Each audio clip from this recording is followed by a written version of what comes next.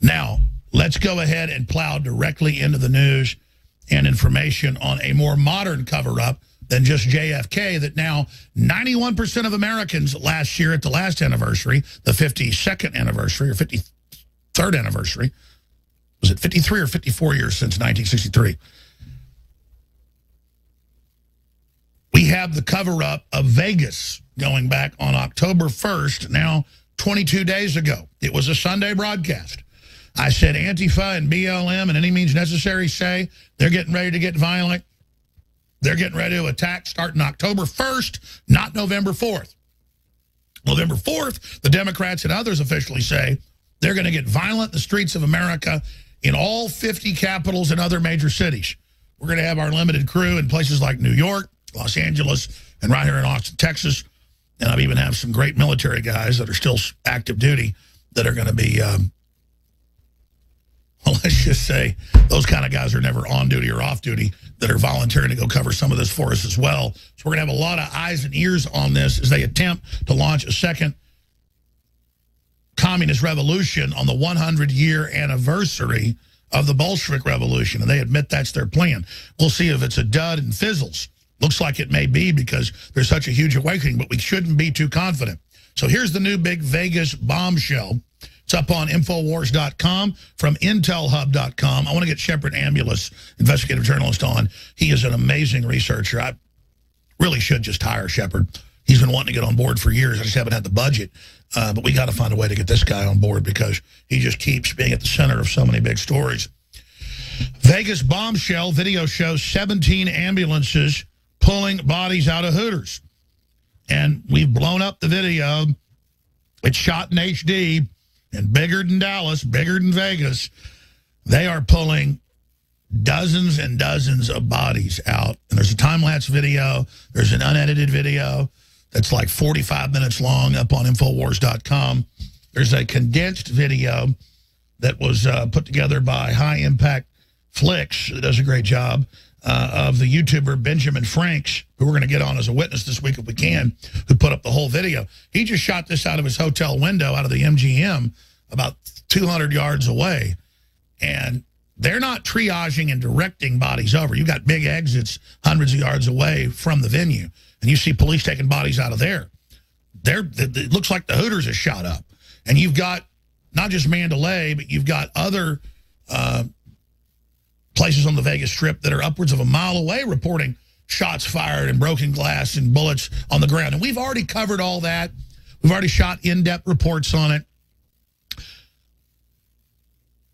We had federal law enforcement tell us the morning after that Alex, it's Antifa/ISIS paraphernalia. He was traveling the Middle East with his girlfriend. All this is going on. There's a cover-up. There's more than one shooter. And then notice all that came out. They changed the timeline, and it turned out he shot earlier down the hall, like we said, and there were witnesses saying, you better get out of here, you're going to die in 45 minutes. We don't know exactly what happened, and neither do our law enforcement sources. It's so compartmentalized. But there were other shooters who were shot, ladies and gentlemen. And again, we've already broken all that down. And there were reports of people being shooting from the directions of Hooters. And there may have been somebody in there shooting people who got killed by cops. We know police at multiple locations, people saw them shoot masked men and broken glass and shell casings. And we've already had the witnesses on. We've reported it. I mean, the videos are legion. So all I know is we're being lied to. And we know the FBI got hundreds of cell phones. In fact, tried to confiscate them from everybody that exited. Hundreds and hundreds of cell phones. And are asking other people not to upload it. We've had witnesses that were going to organize groups to go public dropping dead. So I'm not saying the FBI itself's bad, but the guy running the Vegas operation, I've had high-level SEAL Team 6, high-level federal marshals, high-level FBI say that guy is a Clinton/Obama operative, and now it's come out. So used to be right under Phil Mudd at the FBI, who says they're going to kill the president. So some dangerous hombres, I'll tell you right now. And I've been told that the guy running Vegas, he's Mr. Scourge or whatever, Scour, is what's his name? I'm teleprompter free. Roos, yes. That he is just the worst there is. I don't have any knowledge of that. I've just been told that, and I see his pedigree. His pedigree is like directly from the loins of Lucifer, politically, from the Clintons and Obama and Mueller, who's running scared now caught as the bag man with uranium on the tarmac to the FSB, former KGB. I mean, no wonder they were running around like chickens with their heads cut off, saying, I'm a Russian, and Rand Paul's a Russian, and Tucker Carlson, if he didn't believe the fake stuff, you're a Russian. Remember Tucker Carlson? You're one. And Tucker's like, you're crazy. But that's what they do. So here's the report, boiled down. Again, if it's radio, you've got to go watch it at infowars.com/show. We're going to stream it live right now, or it's in the article, Vegas Bombshell. But let's go ahead and roll this report. It's powerful. Every piece of information we get is just one more piece of the puzzle. And that brings me to a video that was just uploaded to YouTube by Benjamin Franks. His video is taken from the perspective of the MGM Grand Hotel across the street from Hooters. Benjamin is facing south with the concert event area in Mandalay Bay to his southwest. According to the video, at the 27-second mark, Benjamin says they're pulling bodies out of Hooters. They're just pulling so many bodies out of that Hooters. I don't know if people are dead. I don't know if they're just injured. At first, there were 6 ambulances that could be seen parked in front of Hooters. By the time you get to the 5-minute mark, you can count 16 ambulances parked in a line with more speeding by. Now, I've compressed some of the time of this video here to give you a partial time lapse of the activity below. This is the MGM Grand from around their perspective. Here's Hooters, and way over here is the event area with Mandalay Bay even further to the southwest. Now, I understand that police had certain areas blocked off, but why in the hell were they parked in front of Hooters this far away? And why were bodies being taken from inside Hooters? Why do we not see people flooding this parking lot right here, traveling north from the venue, or emergency personnel running south up this parking lot to the concert grounds to take care of the injured? Benjamin Franks deserves credit for filming this. It may not have been his intention. By the way, hit pause. This is what... When I said a couple hundred yards, I meant just across the street from one point. Hooters is 0.8 miles or 1.1 kilometers away from Mandalay. I mean, folks, you've got ambulances going, and you can, and you just blow it up. There's bodies being brought out on stretchers to like what looks like 15 or more ambulances. Let's just continue. To take care of the injured. Benjamin Franks deserves credit for filming this. It may not have been his intention, but this is what independent journalism is all about. Let the camera roll and record history as it happens. No filter, no edits. And again, the original report from High Impact Flicks is longer, and then, of course, there's Benjamin Frank's original footage. Everybody go see this for yourself, and hats off to both High Impact Flicks and Benjamin Franks, because that's real journalism. And there are thousands of these videos now starting to get uploaded. We are just inundated. The crew is, I'm not complaining, but we're doing 10 hours a day of live radio and TV now. And then we've got the major news sites and the research.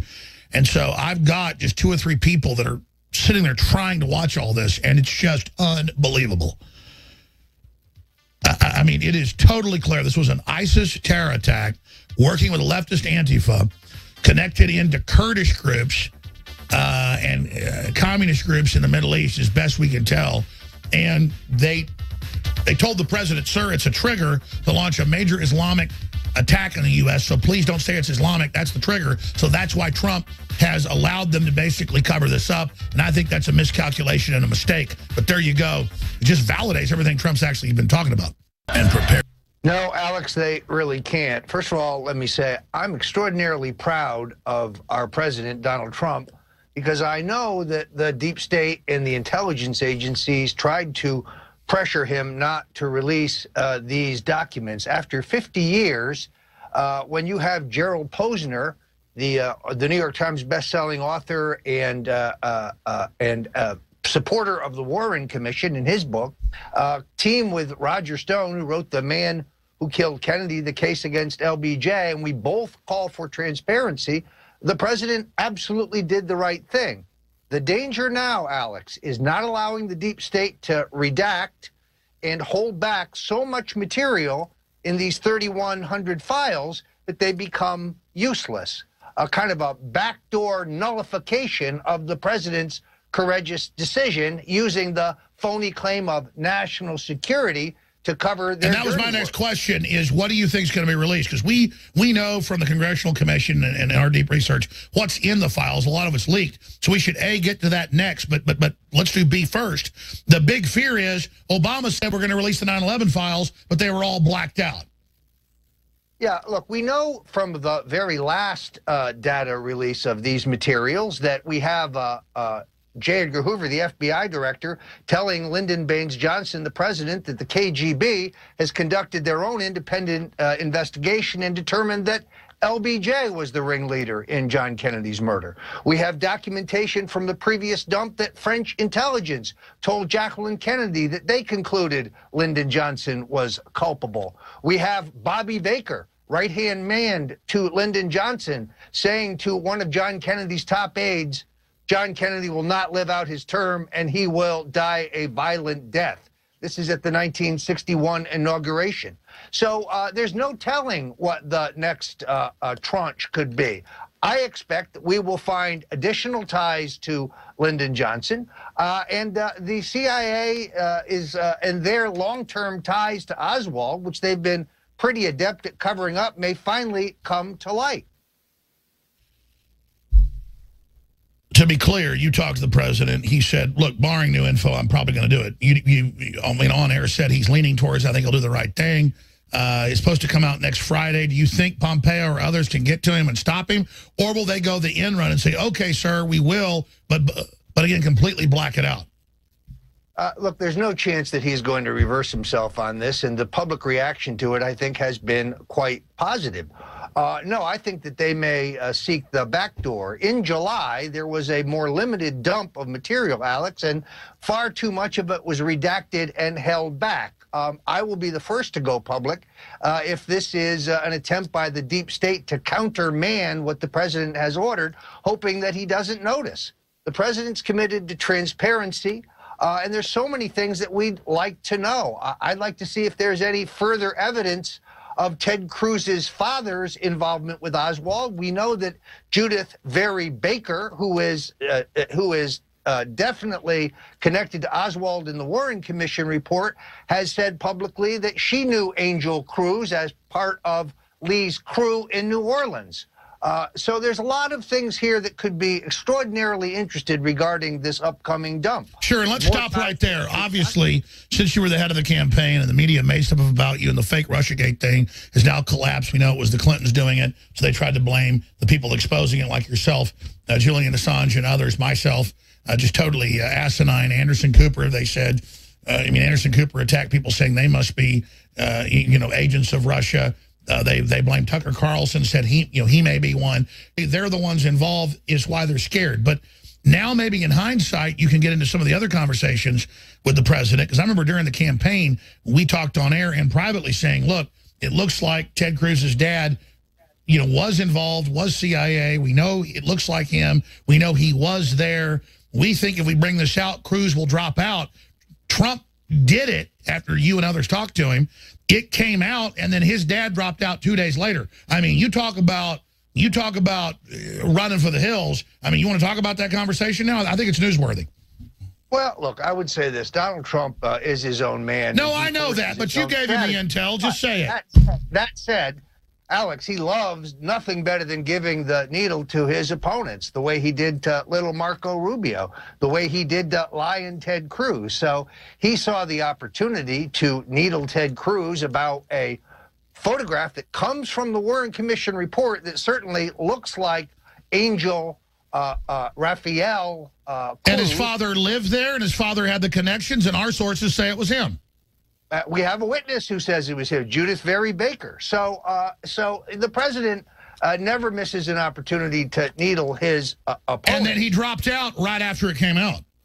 Yeah, no, it was devastating. It was meant to drive Ted Cruz crazy. And if you saw the videos that day, he was drooling. He was arguing with I'm just saying, you never take credit for the stuff that I'm even halfway involved in. I'm very proud of.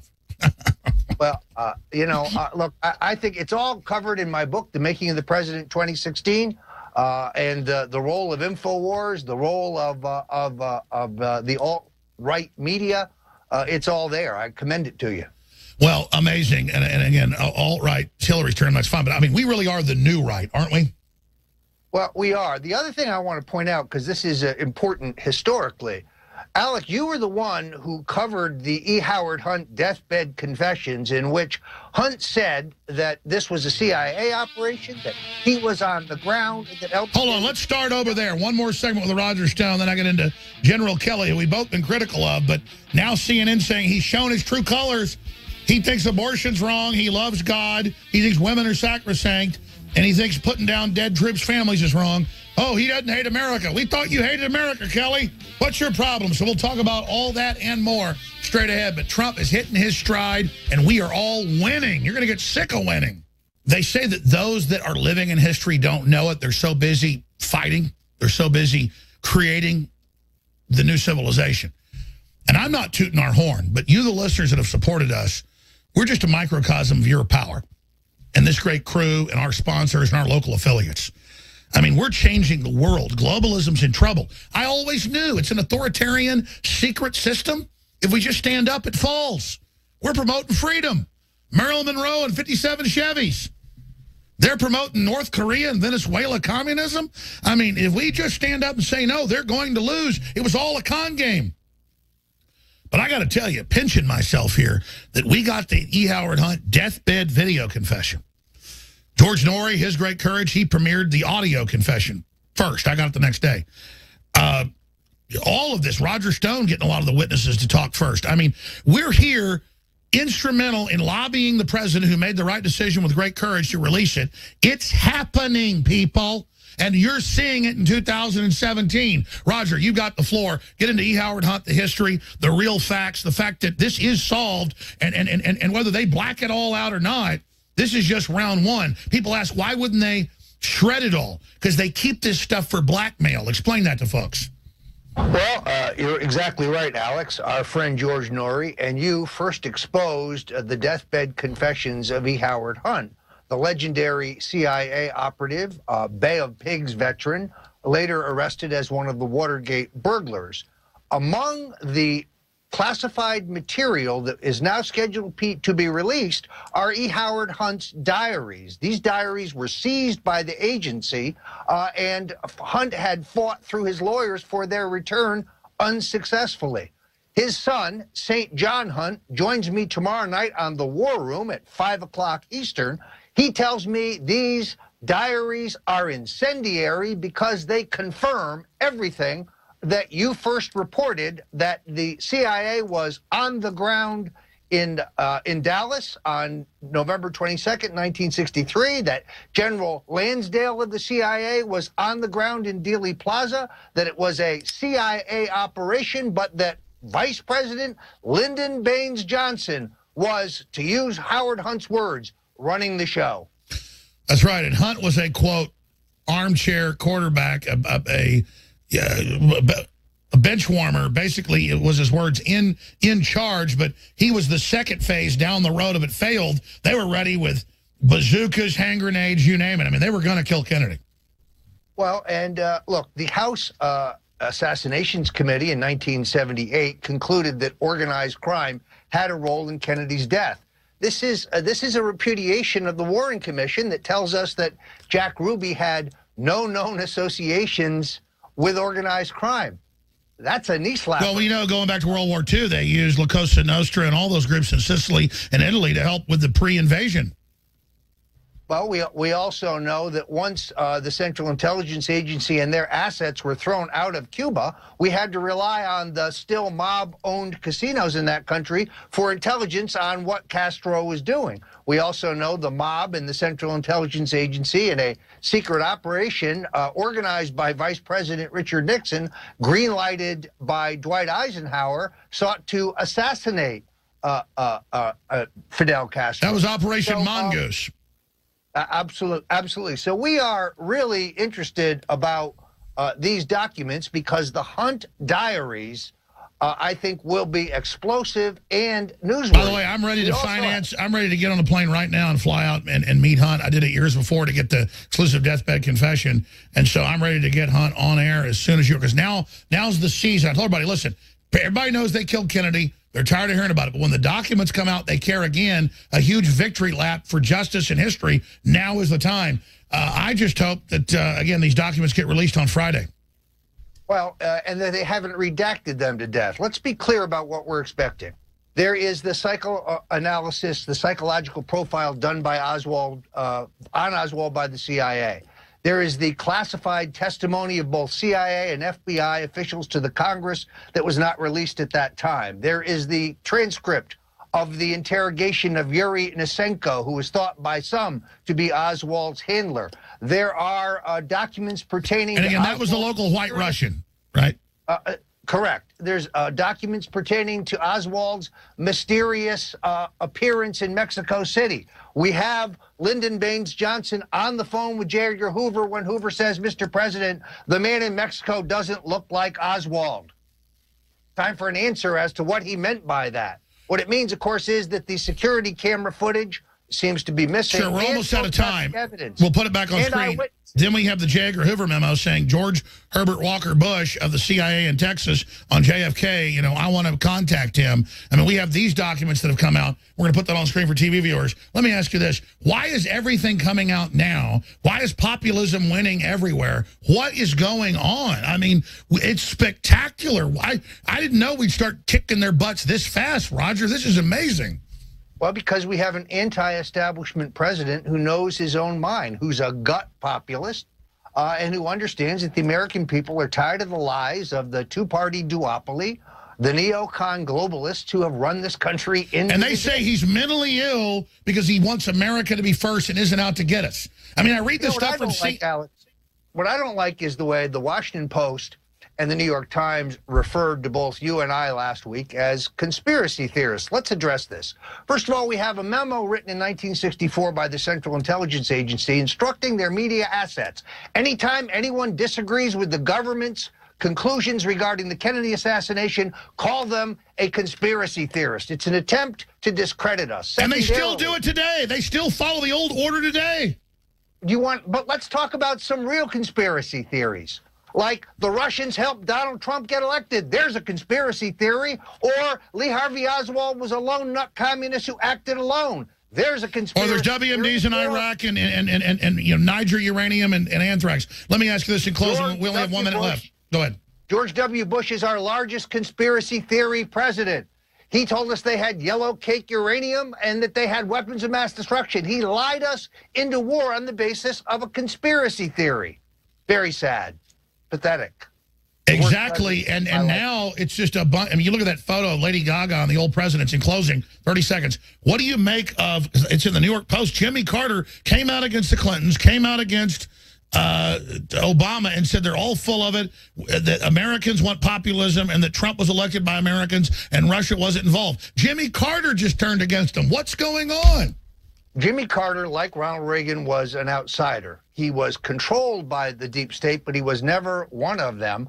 And unlike the rest of them, he never profiteered personally. He never lined his own pockets. He never became a rich man, nor did his cronies. So he might have made mistakes, but he's not a bad guy. He was honest. He never stole a dime, unlike the Bush. So do you think he sees Trump in himself being a maverick? He was a Christian. He was an honest man. He just had a misguided political philosophy, but he was not evil. He was controlled by... And now he stands with Trump. It's a big choice. Thank you, Roger. Incredible. We'll be back with key intel.